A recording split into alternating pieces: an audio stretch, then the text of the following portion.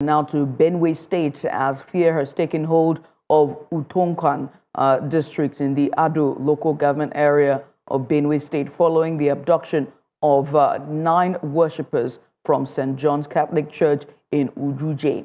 Now, the victims were taken during a night vigil on Saturday, that was on February 7th, when gunmen stormed the church.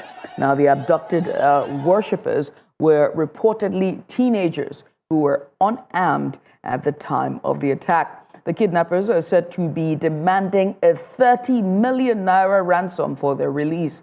Mothers within the community, visibly distressed, are leading calls for the immediate release and safe return of their children, appealing to both the government and security agencies to act swiftly. Families and community leaders are urging the state government to intervene urgently, secure the freedom of the abducted worshippers, and improve protection for vulnerable communities. And now to shed more light on this incident, we're joined by an indigene of the community that is in Ado local government area of Benue State, and that's Comrade John Okpali, and he joins me virtually. John, it's good to have you on the news. Just take us back to that night, February 7th. What exactly happened and how did the community learn of this abduction? Good afternoon, news channel. My name is Comrade John Okpali, an indigene of the Ufia community. Just like you have said already, we are in pain in our community right now. It happens on Saturday around 2 a.m. when these little children go to their church in the Catholic center there, as it is their fasting period. And they were doing their night vigil as usual. You know, a house of God is a place of worship where people should have peace of mind no matter what happens. So these children were unarmed, they were vulnerable. Around 2 a.m., these kidnappers came up and took them all away. And up to today, we have no trace of them. We don't know who is responsible. The families of these children are in pain. Two of our children are involved, are victims of this kidnap. That is why this morning or this afternoon, we are not happy. The community is in pain and sorrow. We want the world, we want the government, we want whoever is responsible for our children for us. Thank you very much. Very much. I do have to ask you, John, right, just around this community and the district surrounding this community, have they ever experienced similar security incidents in the past, or is this a one-off for the very first time? Yes, we have experienced so many similar experiences in the past. In fact, as of last month, December period, we have a kidnap case of about 7 to 8 persons. Some of them are even a student of the UniJos and the Maiduguri on their way to the church program. You know, this kidnap case has now become virtually on the Christian communities.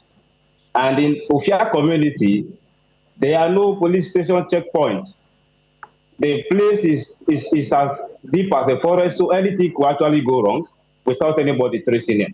So this is not the first, this is not the second, this is not neither the third, but it has been happening even without anybody or the government on it. We are in pain. And what immediate steps do you see the community members? What do they expect from the government and security agencies at this time? And has anyone, whether at the local council level or the local government level or the governor, spoken or just reacted to this incident? Yes, there's a cultural group where it is called the Ufia Development Association. The chairman, Mr. Tony Omeribwe, he is the president of the association, and it is the highest association in the Ufia community that has the authority to go or to give orders as concerning issues like this. So earlier yesterday, he has released a press statement that the gunmen and the kidnappers are on the chase, that we should be present to see what they can do Also, they have contacted some relevant authorities and personnel to help in these search. Meanwhile, the community of Ofia Kingdom are requesting an adequate immediate effect of this rescue team. If there's any way the government can help us mobilize security agencies to have a station there that will permanently guide and preserve the life of our children, we will be glad.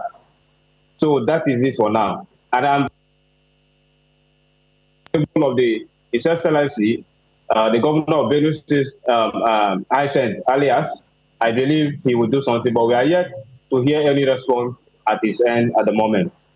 Thank you, ma'am. Thank you. Comrade John, I must say thank you for taking out the time to join us this morning. Our heart goes out to the families of those whose children have been abducted and also the community, and we do hope that they will be rescued safely and back to the arms of their loved ones. Comrade John Okpali there joining us from Benue following the recent kidnapping that happened in a Catholic church in Ado local government area.